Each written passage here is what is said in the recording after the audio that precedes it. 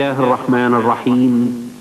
الله يتوفى الأنفس حين موتها والتي لم تمت في منامها فيمسك التي قضى عليها الموت ويرسل الأخرى إلى أجل مسمى إن في ذلك لآيات لقوم يتفكرون.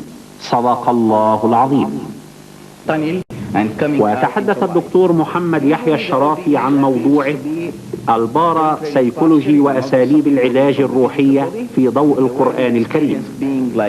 وأثبت هذا البحث أن الموت والنوم حالتان تعرضان للإنسان بنفس الطريقة، وفي حالة الموت يكون انفصال الروح عن الجسد انفصالا نهائيا لا يقبل الرجوع، أما في النوم فيكون انفصالا مؤقتا قابلا للرجوع.